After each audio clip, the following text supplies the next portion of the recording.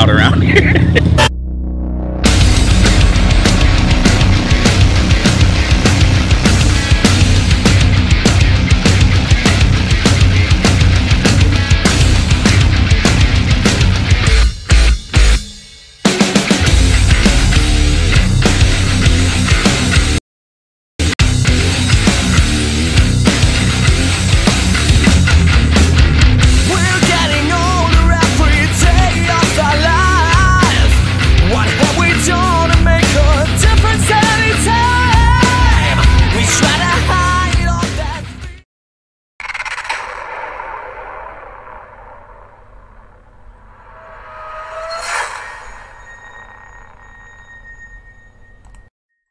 And welcome to the show, everyone.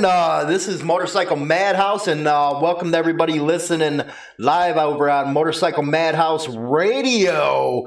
Today we're going to be talking about Harley Davidson and some information that just came out I couldn't even believe. But first, I want to address the subject really freaking quick here.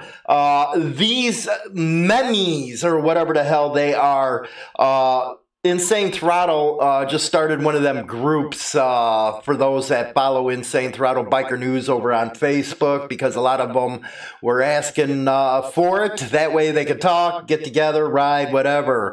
It's been nothing but a nightmare, let me tell you. I am not here to babysit freaking adults. If you guys can't get along, that is on you. If you don't like tits and ass, go listen to Barney or Wiggles or whatever the hell you are. It's just like, wow. Anyway, with these memes, there was one put in the group, anything to do with that fat, I'm just going to say fat man, keep off our platforms. We want nothing to do with that. We all know he's a rat piece of shit. And Insane Throttle don't want that crap on our platforms. For one, all you're doing is giving them publicity, you know, even though, you know, whatever the memes say and all that crap like that. But keep it off our platforms. And I've already informed the people that are doing it, keep it off our stuff. You want to do that on other ones, go ahead and do it. But that really makes everything look real freaking kindergartenish and all that kind of crap. And I will appreciate it. Thanks, guys, if you can do that for me. So let's get into Harley Davidson. And the phone lines are going to be open in about 10 minutes. So if you guys want to call in, let's get your guys' viewpoint on this. This is a major thing going on right now. First, let's take a short minute video and introduce us into what the segment is. Details out this morning about Harley Davidson's highly anticipated live wire electric motorcycle, but it's apparently causing some confusion. Yahoo Finance's Brian Sazi is back with that. All right, you're a motorcycle guy, you're a car guy, you've got pieces like this. Why are people saying this new bike? Well, a couple reasons, Alexis. First up, it is almost a $30,000 electric bike, actually $29,775, but who is counting the pennies? Next up, the range on this bike, too, only goes 110 miles on a full charge. Now, to Harley's credit, the original prototype of the Livewire that hit a couple years ago only got 53 miles on a full charge. Now, I've talked to Harley Davidson CEO Matt Levitich extensively about this bike through the years, and they really focus on making sure this bike sounds and looks like a Harley Davidson. In a great comparison, look at the competitor for this bike, Zero. Zero is known out there in the market as the Tesla of electric motorcycles, and that bike essentially looks like a golf cart, except it's a motorcycle. I have to tell you, that is a really sweet looking ride. Yeah. I mean, I got to tell you. 30,000 will get you one. Oh, all right, so do you think that they're going to have to be forced to lower the price a little bit? Yeah, and it's going to take time, Alexis. Battery technology is still in the emerging state. It will take time to get the cost of production down, but over time, you will see prices come down. And by 2022, Harley Davidson will actually introduce an electric scooter, so prices on that by no means will be $30,000. Just give them some time. Okay, that is the introduction of what we're going to be talking about today. 30 grand for the Livewire. Everybody in the industry is shaking their heads at that price. Everybody knows that bike ain't worth 30 freaking grand. And I like how Harley has its people in the media out there pushing it for them. That, hey, this is a good bike. It's going to take some time. That's BS. Freaking the Zero's been in the freaking industry of electric motorcycle, and it's half that freaking price and goes for, what, 2 times the the range that Harley Davidson is. But the real freaking story here, and this just came out, I believe it was a couple days ago, and this is something that's going to really change the way, personally, I look at Harley Davidson. I don't know how you're going to look at it, but they are really getting away from their core customers, and this just proves it. But here's the reason why they're doing what I'm about to talk about next, and I'm going to read off of it right here. Harley Davidson was downgraded by Sachs Investment Research from hold to sell. Issued report on Monday. According to Sachs, Harley Davidson sales are impacted by increased tariff rates, which is BS, stiff competition and microeconomic challenge in some regions, also decline in worldwide sales, waning operating margin, and concerns before the company. Furthermore, motorcycle recalls will likely hamper Harley's margin. And moreover, the past 3 months, the company's shares have underperformed the industry as it states right now.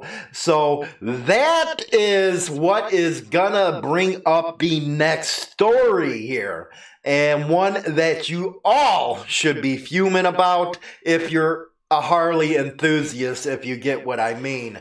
Harley Davidson is now inviting Wall Street into its dealerships, changing the way its dealerships are operated and the way motorcycles are now sold. Now, you heard before, they just been downgraded to sell, so now they're panicking right now. And the article starts out, the introduction of the live wire electric motorcycle indicates it's no longer business as usual at Harley Davidson, a company built on gasoline, grease, and loud pipes. It's not a new type of bike that signals big changes are coming to the motor company, though it's the reversal of prohibiting private equity firms. You heard that, right? It is now reversing its, oh my God, it's reversing everything that they were always against in the early days, and they're letting private equity firms own dealerships. They're letting them own the dealerships.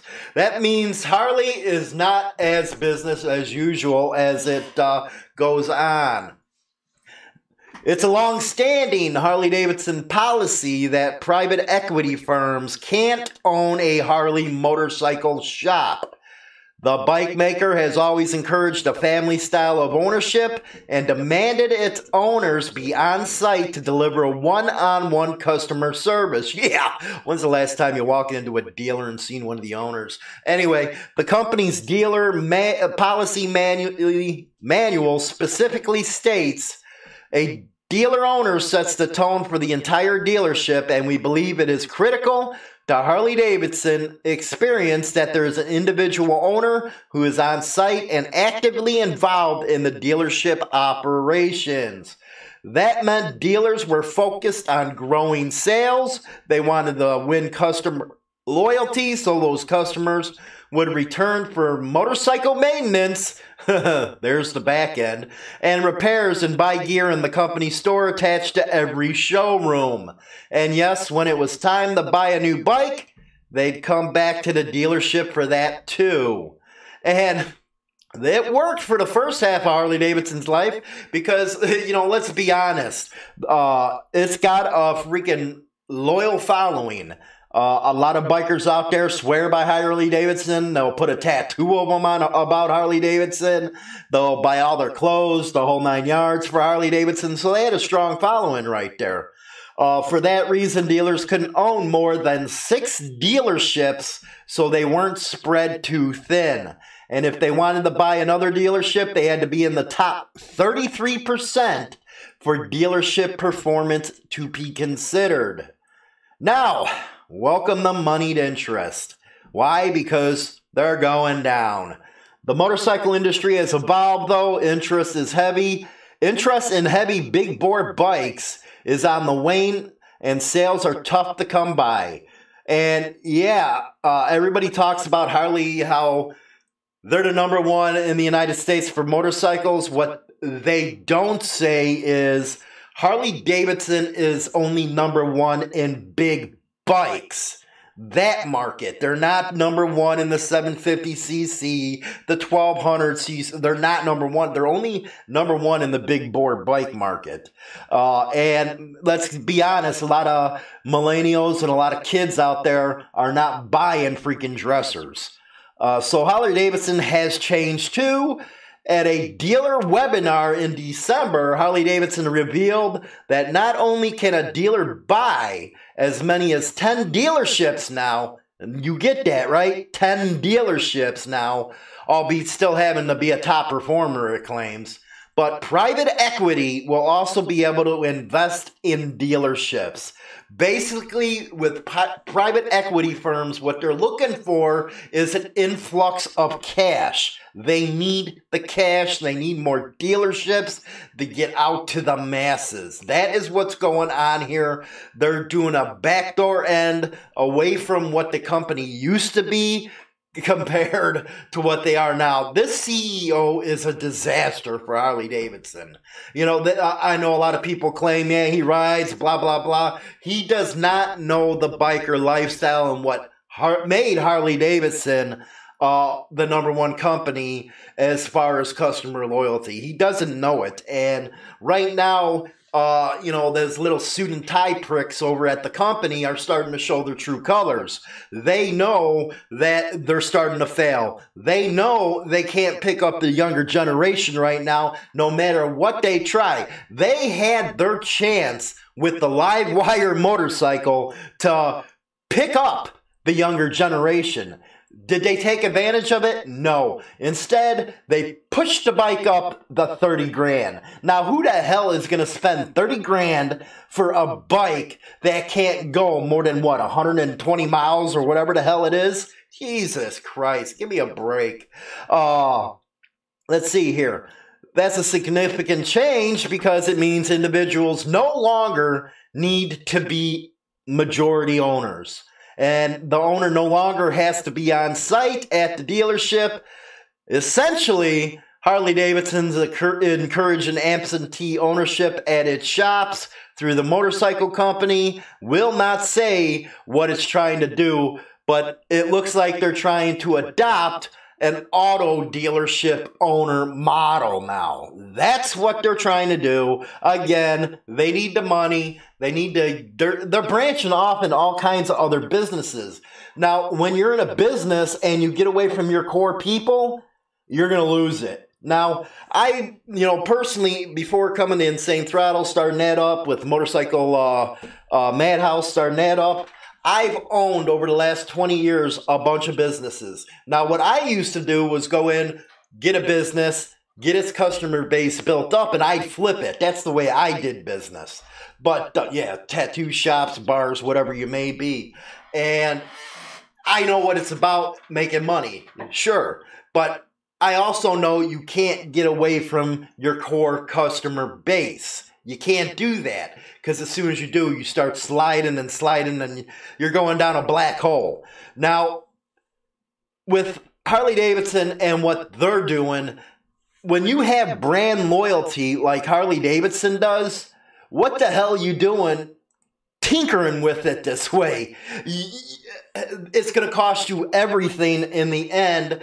And when you fiddle with its, the way it's done business over the years, I just don't see where the CEO is going for, man. And here's a guy who's making 6 zeros or whatever the hell it is, and their whole board is making the things, and they're just bringing down a company that used to be great, in my opinion. But anyway, the distinction is not insignificant. And this is coming from the Motley Fool, this article. And the Motley Fool is one of the biggest financial how can I say it, papers out there that track all this stuff in the stock market and stuff like that.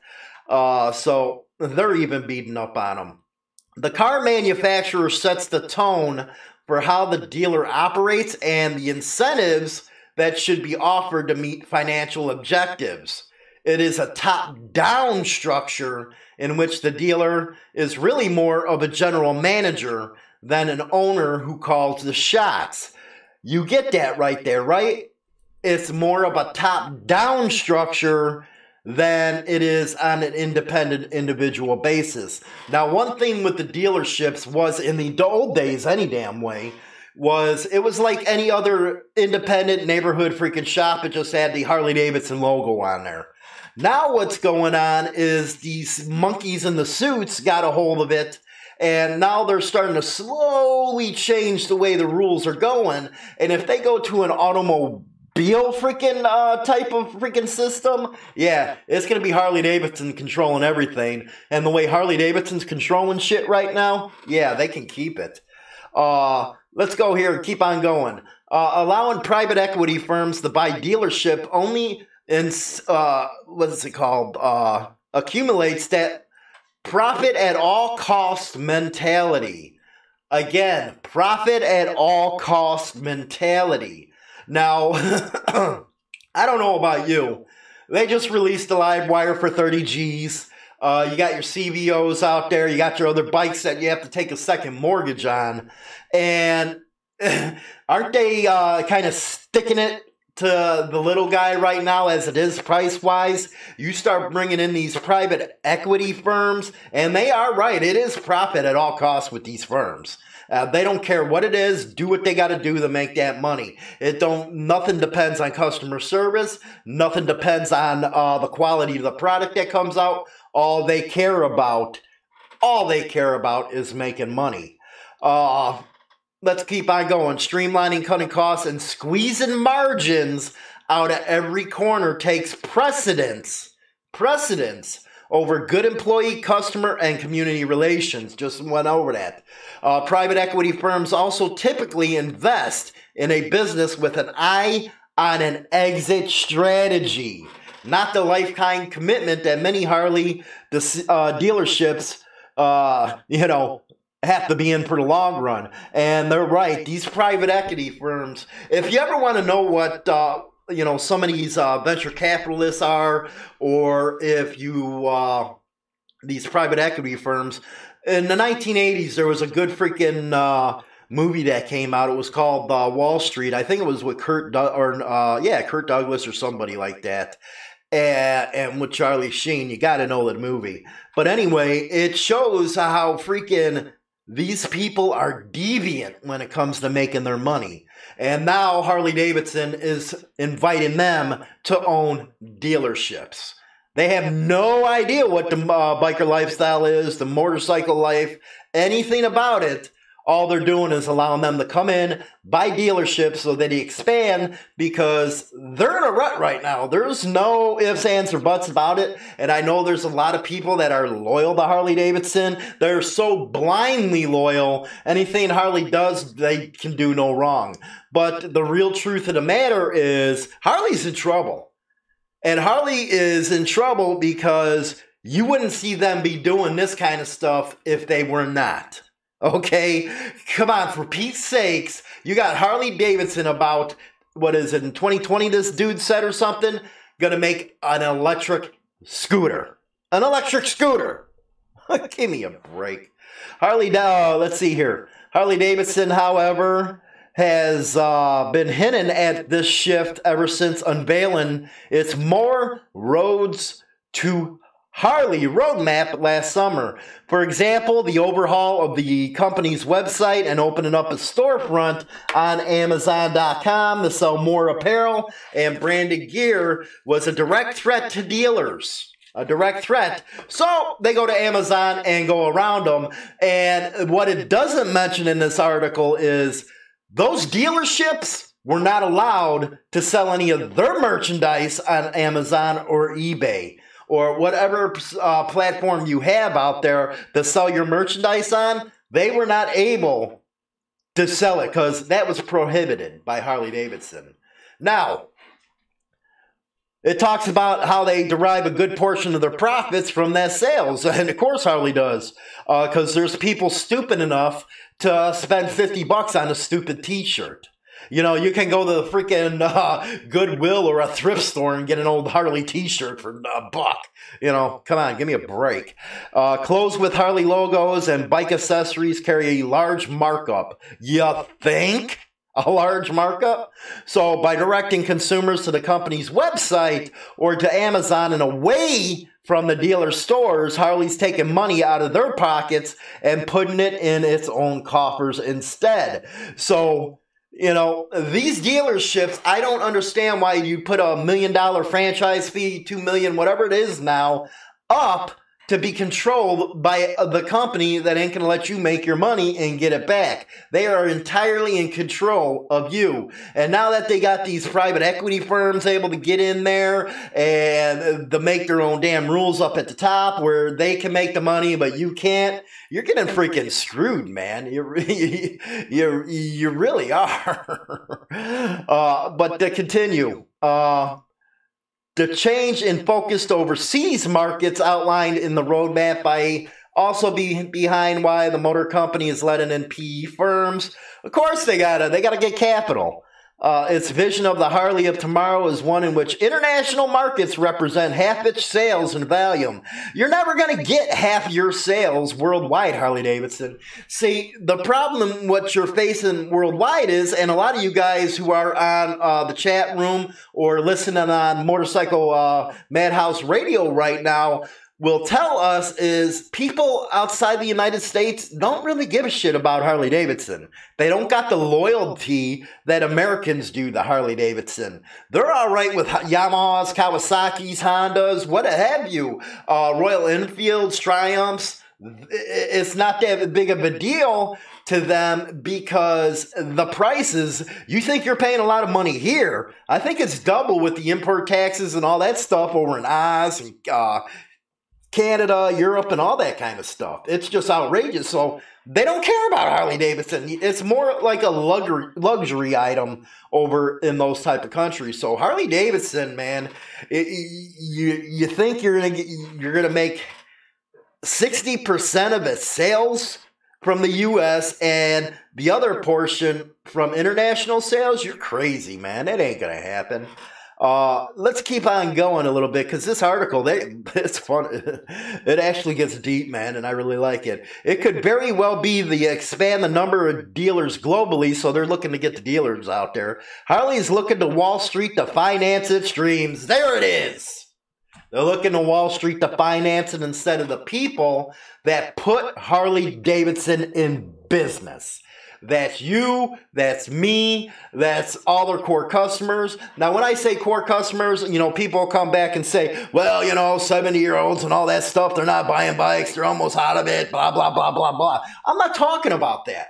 What I'm talking about is the working man. The working man is what put Harley in business, kept it out of bankruptcy the first time, and it kept it going where it was, you know, with the customer loyalty and stuff like that.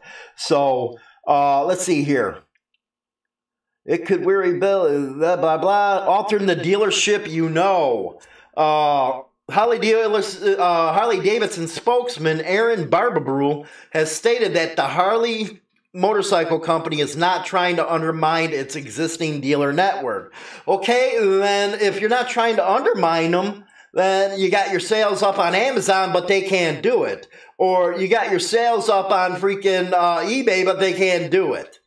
It don't make no sense. And now you're bringing in private equity firms that don't even have to be on site, where when they came under your program, they had to have an owner on site, couldn't own more than 6 dealerships. Yeah, you're not trying to undermine them at all, right? Let's see here. Is making changes to help facilitate growth? Yeah, because you guys are desperate for cash now because you don't have nobody buying your motorcycles anymore. Because they can help its best dealers get even better and grow. No, that's BS. What's going to help your dealerships get better and grow is customer service. Because every time somebody walks into one of your dealerships, you know what I should do? Is an undercover video on how somebody just walking into a dealership is treated. That's what I should come up with and I should start doing.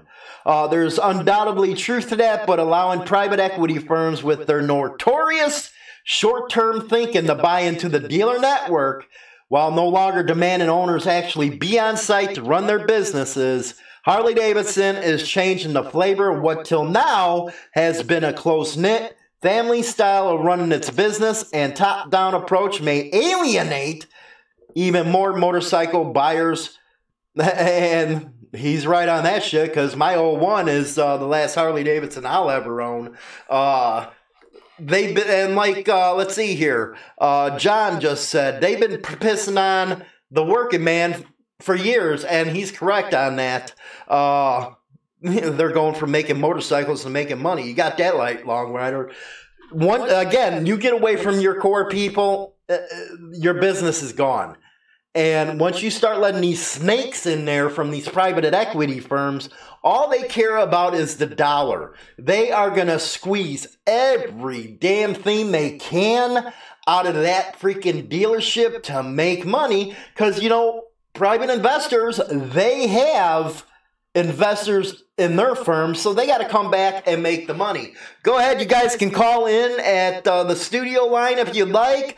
Long Rider, Ironhead, any of you, Mr. Perfect, whatever you want to do, go ahead and call in. Let me know you guys' thoughts on this stuff in the comments sections below. And, you know, this is something that everybody in the biker community really needs to talk about right now. What's up, Sinister? Come on, Sinister, call in, man. I know you got an opinion on this. That's probably why you got that Busa too, man. And well, too bad the Busa. They're even taking that off the freaking market. You know, it's funny how these motorcycle makers, they have a good product, but they take it right off the damn freaking market. And it just makes your head freaking spin. Yo, Hollywood, what's up, Sinister? But walk into a Harley dealership in a t-shirt and blue jeans, see how you get treated. You know what? That's what I think I should do. You know, I'll get an undercover little video wherever the hell you get them damn things and walk into the local dealerships, maybe pick 5, whatever it is, and see how you treat it. You're on air. Hey there, boss. How you doing? What's up, buddy? I just wanted to comment on the Harley thing. No ifs, ands, or buts to it, man. Harley's got to die. What do you think? They I could not believe that they were bringing in private equity firms into the dealership network. Honestly, I could believe it. They've been going on this trend for a very long time now, well over a decade. That they took this step just proves unfortunately, they've been around a while. They have a lot of history. But they got to die off so a vacuum can be created and somebody else can step up to the plate and offer something a little more realistic, be a little more realistic, and remember, you know, who remembers the blue-collar guy out there who doesn't have $30,000 for a fucking electric bike that can't cross the fucking street.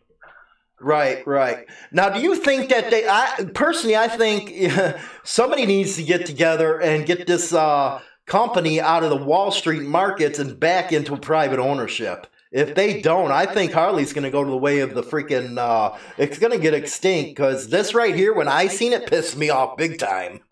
I was like, no way, it's bad enough walking into a dealership now. You imagine now with private equity firms?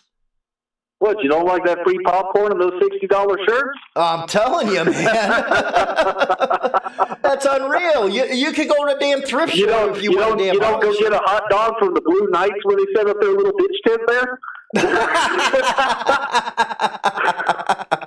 I love you. Rock and roll, man. Rock on. But I appreciate you calling in, man, giving your 2 cents. I cannot believe this. I think it's the death blow. I think it's the nail in the coffin.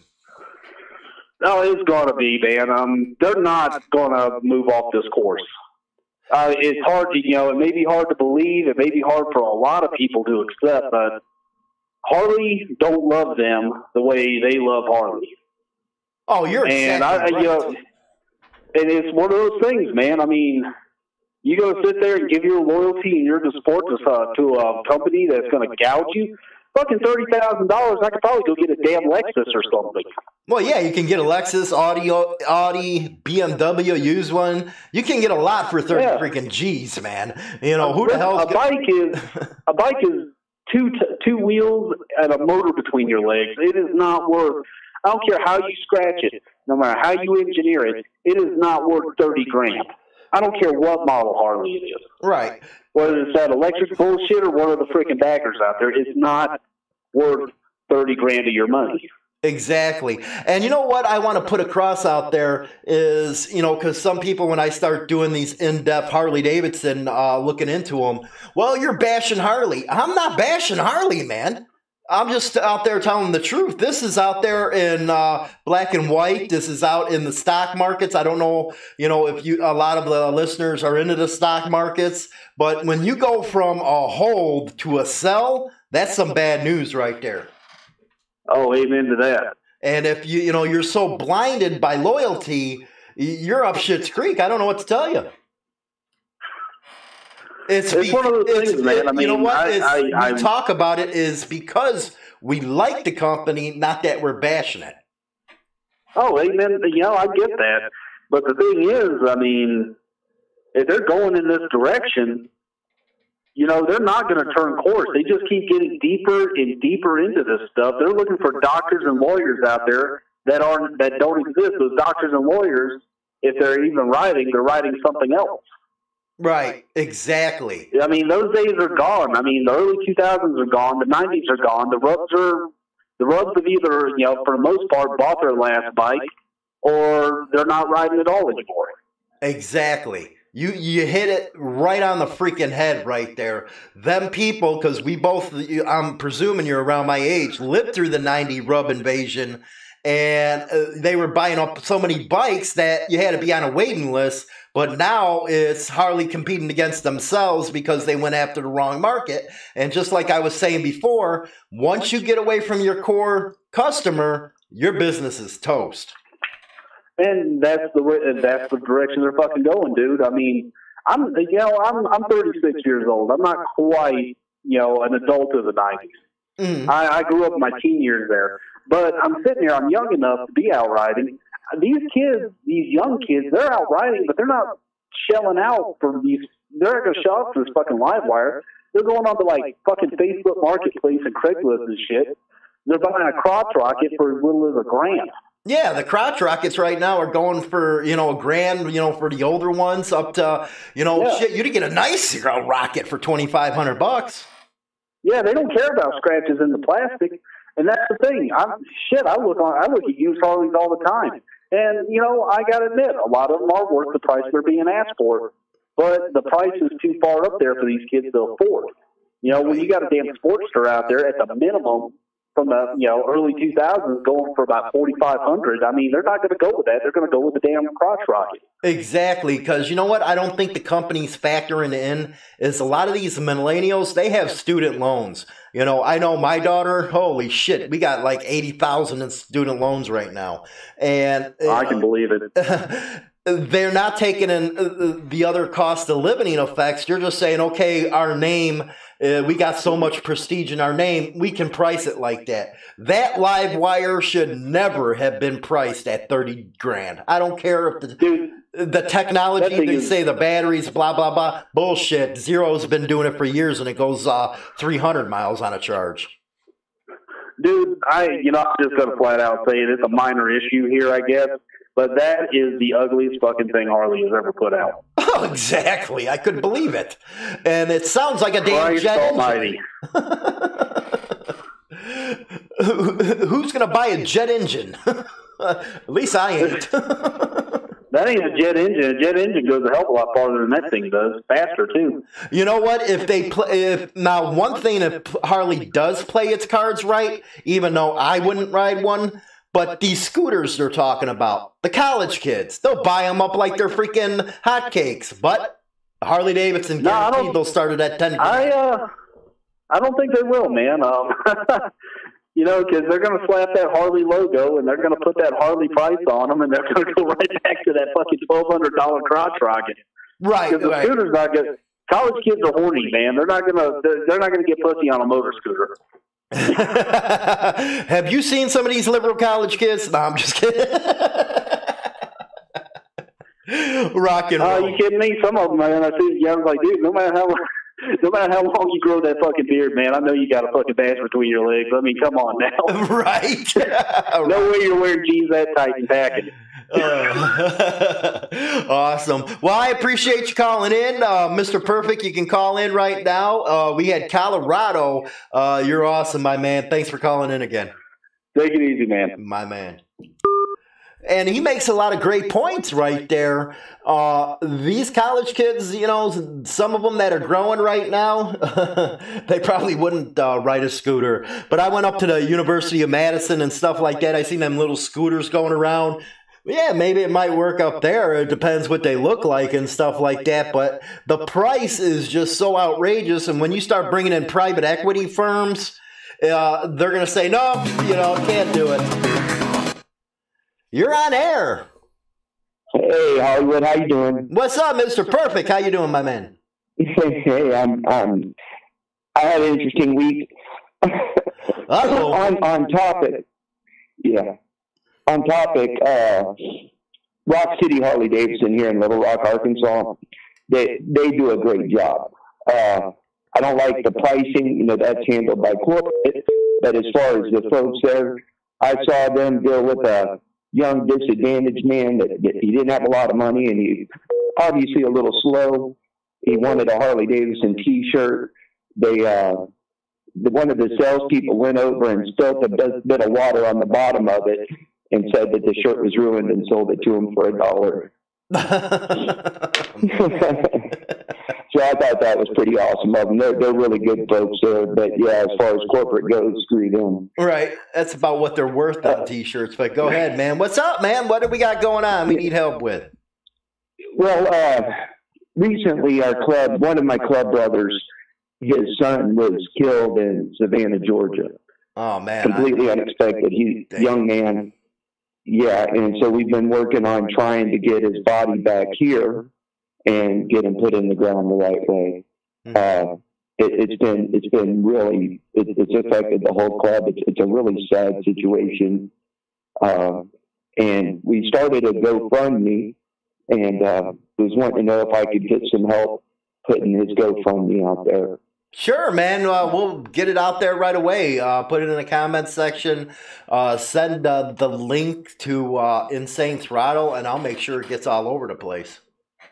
Thank you. Because yeah, this has just been it's been heartbreaking. OG Money is our member, and he's just a really good guy. And you know, a lot of people, it really upsets me now, especially when I hear that, you know, as clubs, we make money selling drugs and prostituting our women and stuff. No, we're all just struggling to try to make it. And then you have a situation like this where someone is taken, you know, there was no life insurance or anything. Who does that on a, you know, 20-something-year-old young man? Right.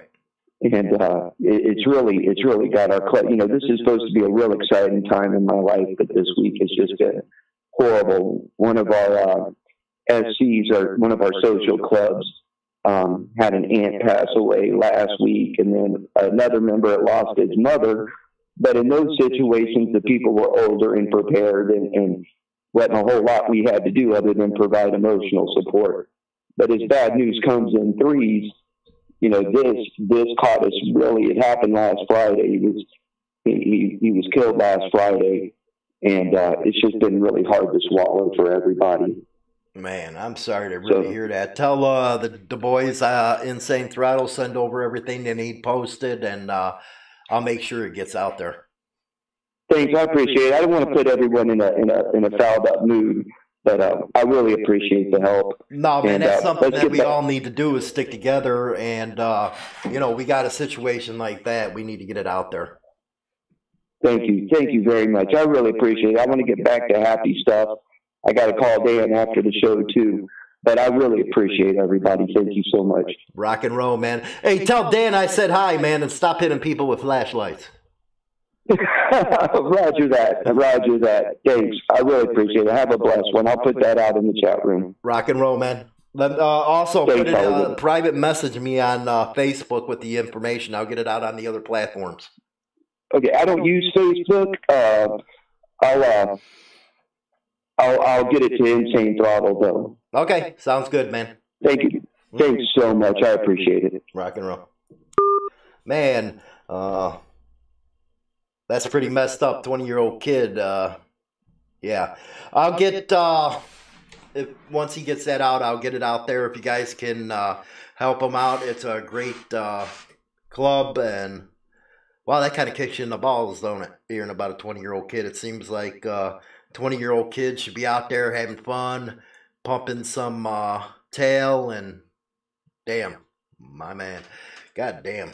Anyway, we had California calling in. If you wanted to call in real quick, we'll let you call in. I'll go on for a couple more minutes if there's no more calls. That'll be the show for today. We are on Monday through Friday, 7 to 7:30 Central Standard Time. If you guys ever have a subject that you'd like to hear about, let us know at info@insanethrottlebikernews.com. And or you just can call in. You know, that hotline's there for you guys to get whatever is off your chest. It don't have to be on topic of what we're talking about, or you can just call in and say hi, what's up, or you know, you suck, or whatever you want to do. But we'll give it a minute or so, see if anybody calls right back. You're on air.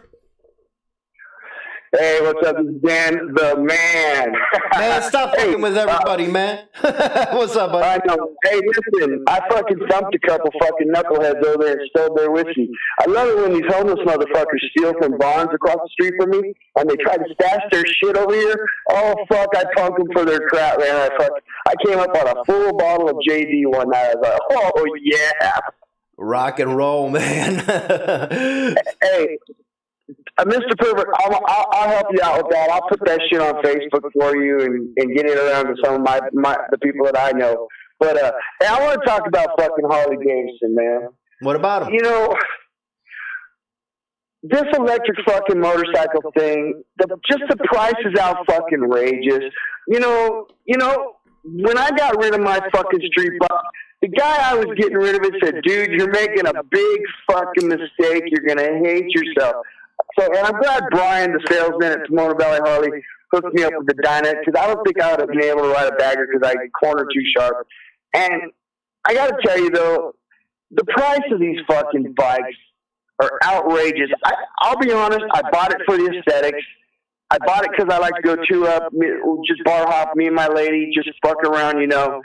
That's really what I bought the Cruiser for. You know, because my fucking FC07 was a wheelie machine.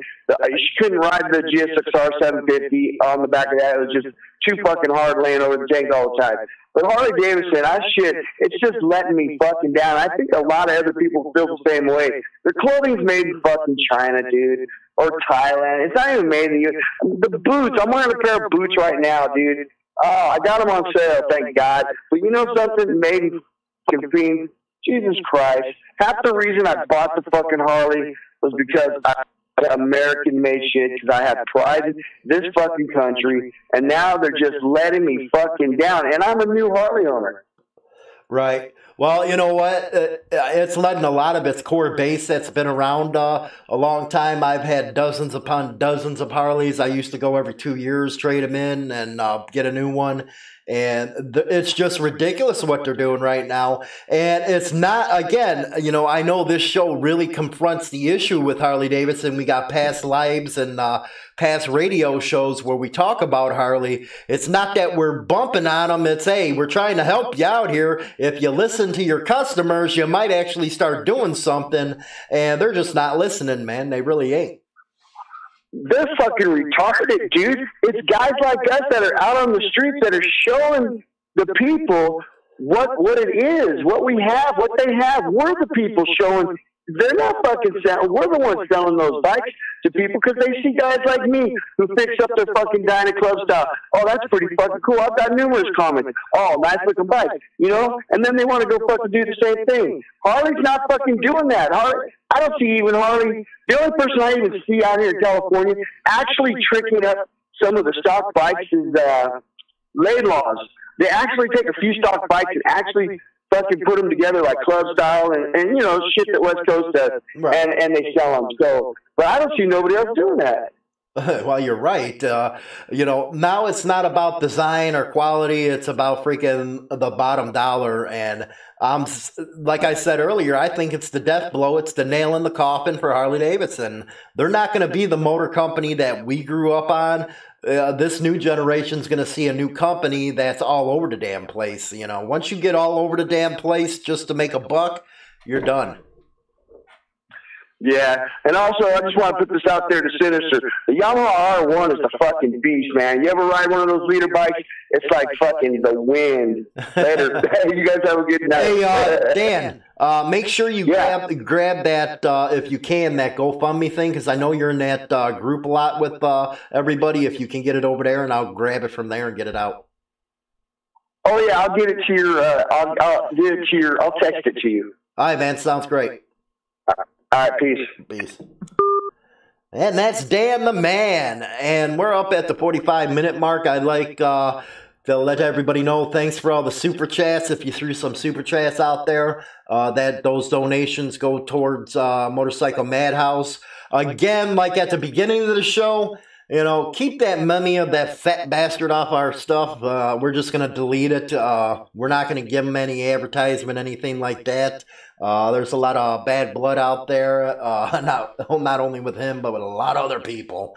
So keep it off. Personally, I think it's childish, even, doing some stupid stuff like that with that idiot, but it is what it is. But with that, I really appreciate you guys joining the show. Go ahead, like, share, all that good jive if you would. And don't forget, new episode of Motorcycle Madhouse Radio will be coming out on Saturday in podcast form. If you like listening on the radio, we are on iHeartRadio, Spotify, and all the majors, man. That's where most of our listenerships is. If you notice that we are a radio type of deal, we do the lives and stuff like that for, all of this. And now I got to give a shout out to all the other platforms because they get pissed because I only, listen with YouTubers. But, Facebook, Art BK around on Eastern Europe, and YouNow and all that good stuff. But with that, I'll talk to you guys later. You have a good one.